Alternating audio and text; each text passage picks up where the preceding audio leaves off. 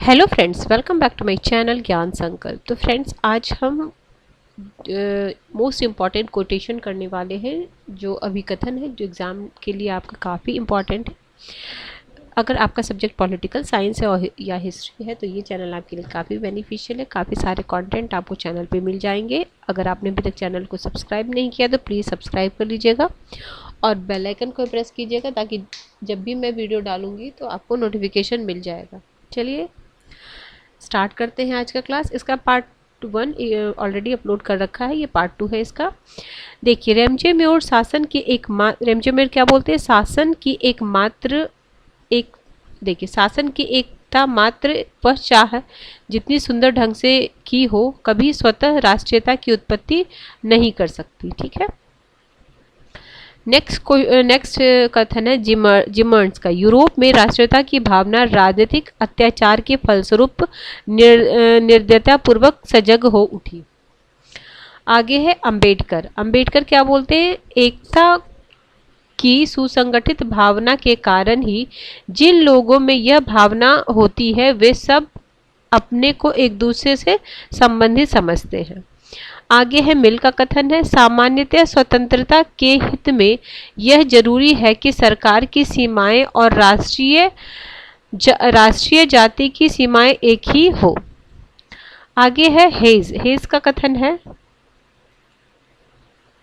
राष्ट्रीयता जब विशुद्ध देशभक्ति का पर्याय बन जाएगी तब वह मानवता और समस्त संसार के लिए एक अनुपम वरदान साबित हो जाएगी। क्या बोले हैं? राष्ट्रीयता जब विशुद्ध देशभक्ति का पर्याय बन जाए तब वह मानव और समस्त संसार के लिए अनुपम वरदान साबित होगा।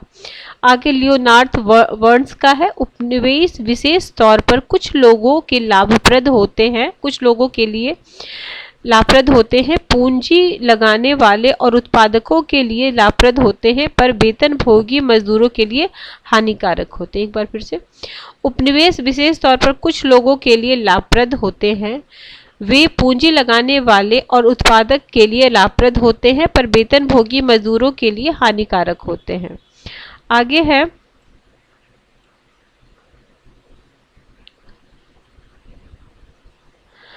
मार्क्स। हीगल ने द्वंद्ववाद को सर के बल खड़ा कर दिया और उसे सीधा खड़ा किया जाना जरूरी है। क्या बोले? मार्क्स बोलते हैं हीगल ने द्वंद्ववाद को सर के बल खड़ा कर दिया, उसे सीधा करना जरूरी था। ठीक है। आगे मार्क्स मनुष्य धर्म को बनाता है, धर्म मनुष्य को नहीं। ठीक है। धर्म क्या है? मनुष्य को बनाता है, धर्म मनुष्य को नहीं बनाता। आगे धर्म जनता के लिए अफीम है। ये कई बार आया हुआ, धर्म जनता के लिए अफीम है, मार्क्स का कथन है। आगे मार्क्स का कथन है, मेरी समझ में विचार भौतिक जगत पर मनुष्य के दिमाग में प्रतिबिंब है, जिसे चिंतन की शैलियों में अनुचित कर दिया जाता है। आगे है मार्क्स। अतिरिक्त मूल्य को पाने के लिए काम में लाए गए उत्पाद के सभी निजी स्वामित्व के साधनों का योग पूंजी है। आगे है मार्क्स। पूंजीवादी उत्पादन प्रकृति के अजेय नियम के अनुसार स्वयं ही अपने विनाश का कारण बनता है। आगे है मार्क्स। अब तक के सभी समाज का इतिहास वर्ग संघर्ष का इतिहास है। अब तक का सभी समाज क्या है? वर्ग संघर्ष का इतिहास है। आगे है मार्क्स। साम्यवादी अपने विचारों एवं लक्ष्यों को छिपाने से घृणा करते हैं। वे खुले आम घोषणा करते हैं कि वर्तमान सामाजिक ढांचे को बलात् हटाकर ही उनके लक्ष्य पूरे हो सकते हैं। शासक वर्ग साम्यवादी क्रांति में कांपता है तो सर्वहारा वर्ग को अपनी जंजीर के अलावा और कुछ नहीं खोना है और पाने के लिए सब, मतलब यही वाला लाइन रहता है, मजदूरों एक हो जाओ, तुम्हें खोने के लिए पाने के लिए तो पूरा संसार है, खोने के लिए कुछ भी नहीं है। ठीक है, ये वाला।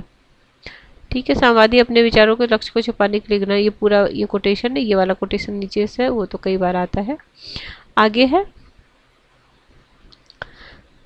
एक मिनट, एंगल्स का है। राज्य समाज के विकास की एक खास अवस्था की उपज है। ठीक है, ये मार्क्स नहीं होगा। राज्य क्या है? राज्य समाज के विकास की एक खास अवस्था की उपज है।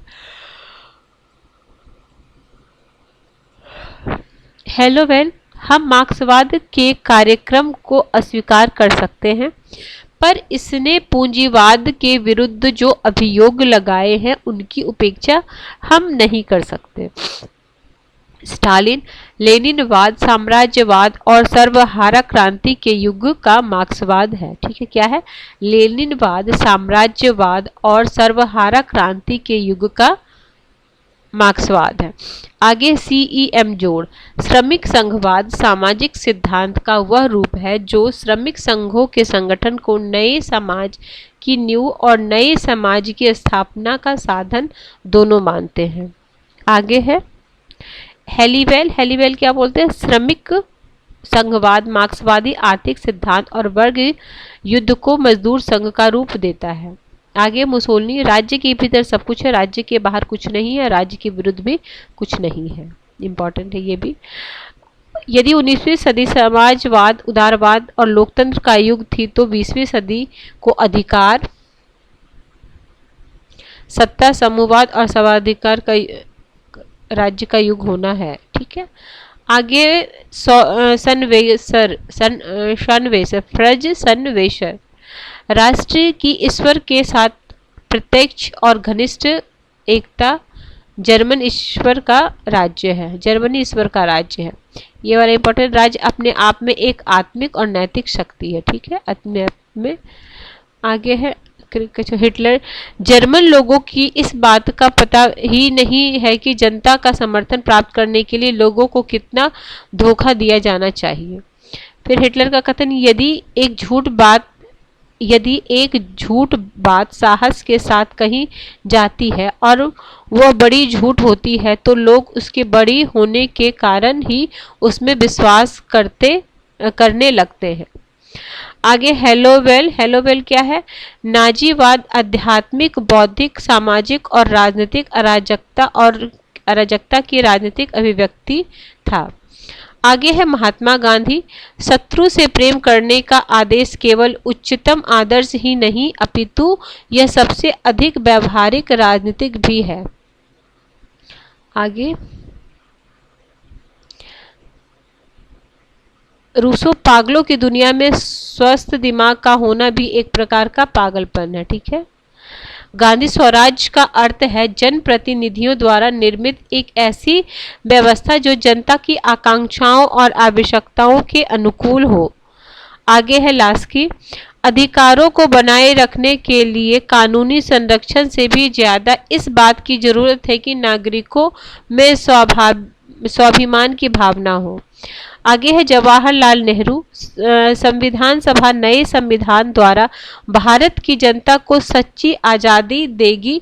देश की भूखी नंगी जनता को खाना और कपड़ा चाहिए। जरूरत इस बात की है कि प्रत्येक व्यक्ति को अपनी क्षमता से ऊंचा उठाने के पूरे अवसर दिए जाएं। आगे है शंकर घोष, इम्पोर्टेंट नहीं है इनका, इम्पोर्टेंट अल्लादी कृष्ण अय्यर, वयस्क मताधिकार के सिद्धांत को अपनाकर संविधान ने यह बता दिया है कि सामान्य व्यक्ति की योग्यता और लोकतंत्र की सफलता में उसे भरपूर विश्वास है। ये आया हुआ क्वेश्चन है। ठीक है, आगे है जवाहरलाल नेहरू, यूरोप एवं अन्य कई जगहों पर अंधकार छा गया है, आज़ादी की हत्या की गई है, सर्वत्र बर्बर हिंसा का शासन देखने को मिलता है। आगे है जेम्स कैल्हन, इस बात का ज्यादा महत्व नहीं है कि लोकतांत्रिक देश किस तरह की शासन प्रणाली को अपनाता है, महत्वपूर्ण बात यह है कि जो लोग बहुमत में हैं उन्हें विरोधी विचारों का आदर करना चाहिए जिससे कि सभी दलों के बीच सहयोग बना रहे।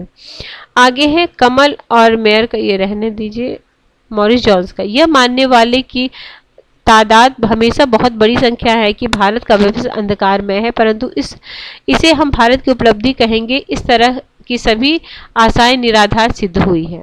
आगे रजनी कोठारी का, जिसे हम राजनीति में जातिवाद के नाम से पुकारते हैं वह वास्तव में जाति का राजनीतिकरण है। ये भी इम्पोर्टेंट है। आगे है रेल्फ मिलीबैंड, शासक वर्ग वह होता है जो भौतिक साधनों पर अधिकार एवं नियंत्रण रखता है और साथ ही मानसिक रचना यानी जनता के मनोभाव एवं मनोवृत्ति को भी नियंत्रित रखता है। आगे है फलस्वरूप वही वर्ग राज्य का भी नियंत्रण और संचालन और निर्देशन करता है। आगे है, ये छोड़ दीजिए। अंबेडकर, छुआछूत के विषय में केवल कानून बनाकर शांत बैठे रहने से काम नहीं चलेगा। राज्य सरकार को मनमानी करने का अधिकार नहीं दिया जाए। ठीक है, आगे है अंबेडकर के बाद किनका, कर्तव्य संसार में निर्मित, चलो ये तो लास्की का क्या, किसी भी व्यक्ति को असामाजिक कृति करने का अधिकार नहीं दिया जा सकता जब तक कि मैं बदले में समाज को कुछ न दूं, तब तक मुझे समाज से कोई भी सुख सुविधा हासिल करने का अधिकार नहीं है। लोकसभा, अंबेडकर, राष्ट्रपति राज्य का मुखिया है पर कार्यपालिका नहीं, वह राष्ट्र का प्रतिनिधित्व करता है परंतु राष्ट्र का शासन नहीं चलाता। के संघनम, तो शासन का वास्तविक भार प्रधानमंत्री और उसके मंत्रिमंडल के कंधे पर होता है। राष्ट्रपति तो यदा कदा सलाह मात्र दे सकता है। आगे मॉर्गेनथाउ सिद्धांत का अर्थ तथ्यों का पता लगाना तथा फिर से तर्क द्वारा उसे अर्थ देना। आगे है मॉर्गेनथाउ का राजनीतिक सामान्य समाज की तरह है, उस वस्तुनिष्ठ नियमों द्वारा संचालित होती है जिनकी जड़ें मानव के स्वभाव में है।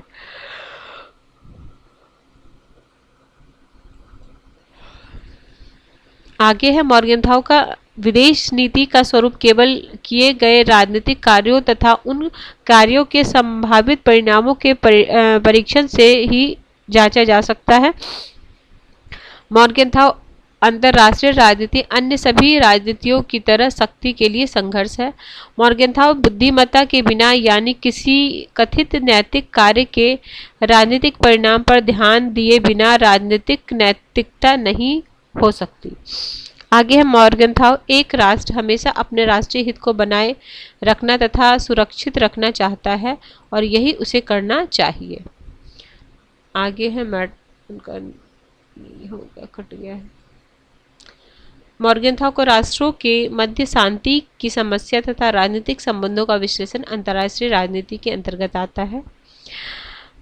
मॉर्गेनथाउ तथा कैमिथ थॉमसन अंतर्राष्ट्रीय राजनीति अंतरराष्ट्रीय संबंधों का अटूट अंग है। मॉर्गेनथाउ का है घरेलू तथा अंतर्राष्ट्रीय राजनीति एक ही घटना क्रम शक्ति के लिए संघर्ष की दो अभिव्यक्ति है। ये अभिव्यक्ति दो विभिन्न क्षेत्रों में विभिन्न होती है क्योंकि प्रत्येक क्षेत्र में नैतिक राजनीतिक तथा सामाजिक परिस्थितियां भिन्न होती है। आगे मैक्लीलैंड का है, एक राष्ट्र का व्यवहार दो तरह गतिविधि होती है, अंतर्राष्ट्रीय वातावरण को देना तथा उसे लेना। आगे है कार्ल डॉस का है, अंतर्राष्ट्रीय व्यवस्था में समझौते का समूह यातायात की विधियों, संस्कृतियों के केंद्र, भाषाओं के क्षेत्र, श्रेणी तथा जाति के बंटवारे, बाजारों के मध्य अवरोध, संपत्ति तथा अंतः निर्भरता में गहरे क्षेत्रीय मतभेद सभी शामिल होते हैं। आगे है जे डेविड सिंगर, सिद्धांत तथा अनुसंधान में दुर्भाग्यपूर्ण विभाजन ने व्यवस्था सिद्धांत के महत्व को महत्वहीन एवं सीमित कर दिया है। आगे है चार्ल्स वर्थ, राजनीतिक प्रक्रिया शतरंज की तरह एक टकराव है जो दो व्यापारियों या दलालों के बीच प्रतियोगिता या फिर प्रतिद्वंद राजनीतिक उम्मीदवारों की चालबाजी या फिर विरोध मत राजनीति की भिड़ंत है। यह चार्ल्स वर्थ का। आगे है मैर्टन कैप्लान का, इंपॉर्टेंट है, राजनीति का विश्लेषण करने के लिए खेल विश्लेषण सर्वोत्तम उपाय है। आगे है अंतर्राष्ट्रीय राजनीति में अधिकतर समस्याओं पर खेल सिद्धांत सीमित रूप से लागू होता है। बीबी डाइक का है, शक्ति इच्छा से माने गए प्रभाव से अलग बलपूर्वक मनवाया गया प्रभाव है। आगे है पैडलफोर्ड और लिंकन, राष्ट्रीय शक्ति राज्य की क्षमता तथा शक्ति का वह सम्मिश्रण है जो राज्य अपने राष्ट्रीय हितों तथा उद्देश्यों को प्राप्त करने के लिए प्रयोग करता है। आगे है मॉर्गेनथाउ, शक्ति उनमें जो उसका प्रयोग करते हैं तथा उन पर जिन पर उसका प्रयोग किया जाता है के बीच मनोवैज्ञानिक संबंध है। यह शक्ति प्रयोग करने वाले को उस प्रभाव के द्वारा जो वह दूसरे के मस्तिष्क पर रखते हैं दूसरों के कार्यों को कुछ नियंत्रित करने का अधिकार होता है। आगे है ईएचकार, वैज्ञानिक शक्ति, सैनिक शक्ति तथा आर्थिक शक्ति राजनीतिक शक्ति के लिए कम आवश्यक नहीं है। मॉर्गेनथाउ राष्ट्रीय सरकारों की अंतर्राष्ट्रीय नीति को सीमित करने वाला एक विश्व जनमत तो मात्र अभिधारण है जब तक विश्व राजनीति की वास्तविकता में इसका कोई निशान शेष नहीं है। आगे जोसेफ फ्रैंकलिन, शीत युद्ध को दो बड़े राज्यों के बीच विद्यमान गहरी प्रतियोगिता अर्थात चालों तथा प्रतिचालों का सिलसिला माना जा सकता है। ठीक है, इतना ही था इसमें। चलिए मिलते हैं हम नेक्स्ट वीडियो में। किसी वजह से ये चैनल हेल्प करा प्रिपरेशन में तो ज़रूर चैनल को सब्सक्राइब कर लीजिएगा, और जब सब्सक्राइब कीजिएगा तो बेल आइकन को प्रेस कीजिएगा ताकि जब भी मैं वीडियो डालूंगी तो आपको नोटिफिकेशन मिल जाएगा। चलिए मिलते हैं next video. Till then bye bye, keep watching and keep sharing.